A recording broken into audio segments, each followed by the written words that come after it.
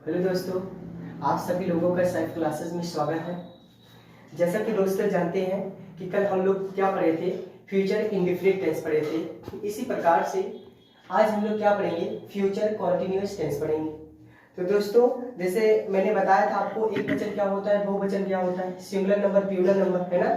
इसी प्रकार से इसमें भी होता है, आपका सिंगुलर होता है प्लूरल होता है। तो हम रूल से पहले इसका क्या करेंगे, पहचान करेंगे, कैसे किया जाता है पहचान।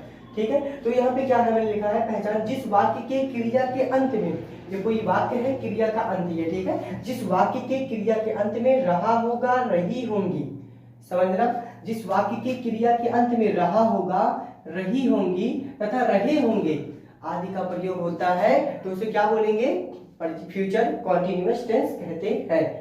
इसमें एक वचन बहुवचन करता, तो देखिए इसमें क्या होगा, he see it name you they, इसमें दोनों क्या है, मिक्स है, ठीक है।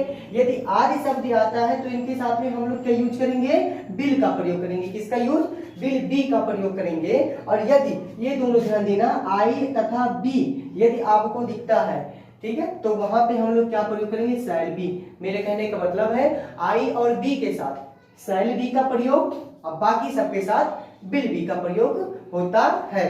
अतः मुख्य क्रिया में, मेन वर्ब में क्या प्रयोग किया जाता है, आईएनजी का प्रयोग किया जाता है। तो दोस्तों, यहाँ पे मैंने आपके लिए यहाँ 6 सेंटेंस बनाया है। चलो एक एक सेंटेंस करते हुए हम लोग आगे बढ़ेंगे। तो पहला सेंटेंस क्या कह रहा है, मैं अपने भाई को एक पत्र लिख रहा हूँगा। आया कि नहीं, क्रिया के अंत में गा दी गई। तो देखो यहाँ पे मैं अपने भाई को एक पत्र लिख रहा हूँगा, तो मैं आपका सब्जेक्ट हो गया, लिख रहा हूँ आपका वर्ब हो गया, बीच में बचा आपका ऑब्जेक्ट हो गया। ये तो आप क्लियर हो। तो लो देखते हैं यहाँ पे मैं अपने भाई को, यहाँ पे मैं आपका देखो सब्जेक्ट करता है, तो मैं का मीनिंग क्या हो जाएगा दोस्तों, आई हो जाएगा। अब मैंने आप लोगों को बताया सहायक क्रिया किसके अनुसार लगाएंगे, हम लोग इसके कर्ता के अनुसार लगाएंगे। कर्ता मेरा आई है, तो मैंने बताया आई और बी के साथ शैल बी का प्रयोग, बाकी सबके साथ विल बी का प्रयोग। तो यहीं पे आप बिना कुछ किए शैल बी का प्रयोग कर दो, शैल बी का हम मैंने यहाँ पे यूज कर दिया। ठीक है दोस्तों, अब चलो देखो यहाँ पे वर्ब उठाएंगे ना, वर्ब लिखा जाएगा। वर्ब मेरा क्या है, लिखना। लिखने का मैंने क्या होगा, राइटिंग, WRI राइट होता है ना, लेकिन हेल्पिंग वर्ब क्या लिख जाएगा यहाँ पे, राइटिंग हो जाएगा। ठीक है, क्या लिखता है, एक पत्र, ठीक है, ए लेटर लिख दो, ए लेटर। अब किसको लिखता है, अपने भाई को, तो यहाँ पे क्या होगा, अपने भाई को पहले को का मीनिंग क्या होगा, टू, ठीक है, टू। यहाँ पे जो अपना है, अपना में के अनुसार, कर्ता के अनुसार चलेगा माई ब्रदर, यहाँ पे माई ब्रदर। ठीक है दोस्तों, ये आप लोगों को सेंटेंस समझ में आया होगा। चलो इसी प्रकार से हम लोग क्या करते हैं, दूसरा सेंटेंस देखते हैं, पक्षियां आसमान में उड़ रहे होंगे। तो पक्षियां आसमान में उड़ रहे होंगे, यहाँ पे सब्जेक्ट पक्षियां हो गया, ठीक है, और उड़ रहे होंगे आपका वर्ब हो गया, बीच में बचा आपका ऑब्जेक्ट हो गया। ठीक, चलो देखो यहाँ पे पक्षियां उड़ रहे हैं, तो यहाँ पे लिखो पक्षियों का मीनिंग क्या होगा, बर्ड होता है। बर्ड मीन्स होता है BIRD, बर्ड मीन्स होता है पक्षी होता है। क्यों, बर्ड मीन्स पक्षी होता है, लेकिन क्या एक पक्षी है, नहीं, बहुत पक्षी है, तो इसमें क्या लगा देंगे हम लोग, यस का प्रयोग कर देंगे। यदि आप यहाँ पे यस का प्रयोग नहीं करेंगे, समझ लीजिए आपका सेंटेंस है क्या है, गलत है। तो यहाँ पे क्या है, बर्ड्स, नेम के अंतर्गत कुछ भी आ जाए, सिर्फ यही दोनों को छोड़ करके शैल बी का प्रयोग होता है, बाकी सबके साथ विल बी का प्रयोग। तो यहाँ पे जस्ट हम लोग क्या प्रयोग करेंगे, विल बी का यूज कर देंगे। ठीक है, अब यहाँ पे उड़ने का मीनिंग क्या होगा, वर्ब मेरा उड़ने, फ्लाई या FLY, फ्लाई, इसमें हेल्पिंग वर्ब क्या लग जाएगा, ING, फ्लाइंग होगा। ठीक है दोस्तों, अब देखो यहाँ पे कहाँ होते हैं, आसमान में, तो मे का मीनिंग क्या होगा, इन द स्काई। ये भी आपको सेंटेंस जो अफर्मेटिव का मैंने बताया दोस्तों, आप लोगों को क्लियर हो गया होगा। अफर्मेटिव का मतलब सकारात्मक वाक्य। इसी प्रकार से हम लोग क्या करेंगे, दो आपका निगेटिव है मतलब नकारात्मक वाक्य है, उसको भी हम लोग चले करेंगे। तो देखो यहाँ पे क्या है, हम बाजार में खिलौने नहीं खरीद रहे होंगे। हम बाजार में खिलौने नहीं खरीद रहे होंगे, हम आपका सब्जेक्ट हो गया, खरीदना आपका वर्ब हो गया, बीच में बचा आपका ऑब्जेक्ट हो गया। ठीक है, अब चलो देखो यहाँ पे क्या होगा, हम आपका सब्जेक्ट है, तो हम का मीनिंग क्या होगा, बी, है ना। अब देखो बी आया है, तो मुझे ऐसे दिमाग में घुमावना कि यहाँ पे शैल का प्रयोग होगा, आई और बी के साथ शैल का प्रयोग। तो यहाँ पे मैंने क्या प्रयोग कर दिया, शैल बी का यूज कर दिया। अब देखो यहाँ पे जस्ट शैल बी का यूज नहीं होगा। क्यों नहीं होगा, क्योंकि सर ये आपका निगेटिव है, तो ये काम कर दिया निगेटिव है। तो देखिएगा दोस्तों इधर ध्यान से, यहाँ पे नॉट का प्रयोग करके फिर बी का प्रयोग करेंगे। यहाँ पे ऐसा मत करना शैल बी नॉट, ये आपका रॉन्ग हो जाएगा, नहीं, दोनों के बीच में हम लोग क्या प्रयोग करेंगे, नॉट का प्रयोग कर देंगे। ठीक है, अब देखो यहाँ पे क्या है, खरीदना, खरीदना क्या है आपका बाई, बाई मीन्स होता है खरीदना, मतलब कि वर्ब है, इसमें हेल्पिंग वर्ब क्या लग जाएगा, बाई हो जाएगा। ठीक है, क्या खरीदता है, द टॉयज खरीदता है, टॉय मीन्स होता है TOY। ठीक है, इसमें क्या लग जाएगा, IES टॉयज हो जाएगा। ठीक है, एस लगा दो आप, चाहे एस लगा दो, कोई दिक्कत नहीं है, टॉयज हो गया। अब कहाँ खरीदता है, बाजार में, तो इन द मार्केट। दोस्तों ये आपका सेंटेंस क्या हुआ, कंप्लीट हुआ। ठीक है, इसी प्रकार से चलो हम लोग क्या करते हैं, चौथा वाक्य देखते हैं। क्या मेरा कह रहा है, धोबी कपड़े नहीं धो रहे होंगे।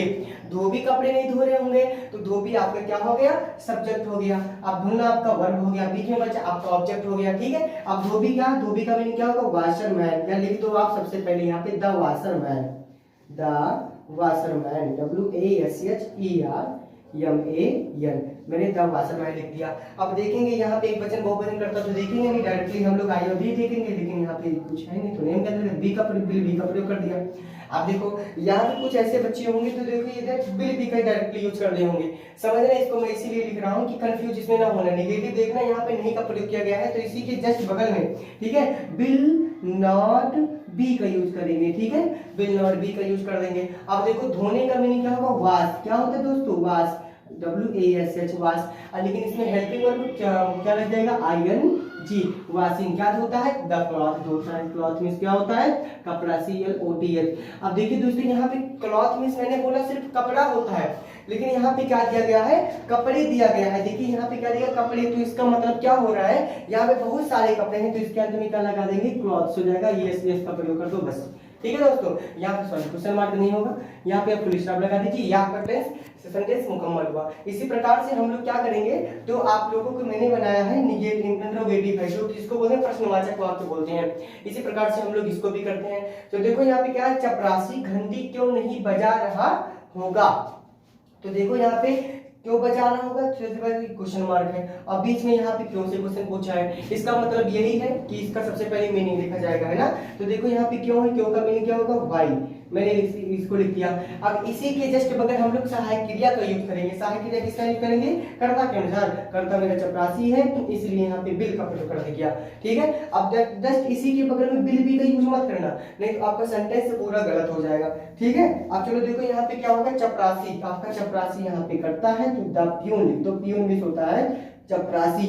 अब देखो यहाँ पे नॉट है, तो बी लगा के यहाँ पे नॉट बी हो जाएगा।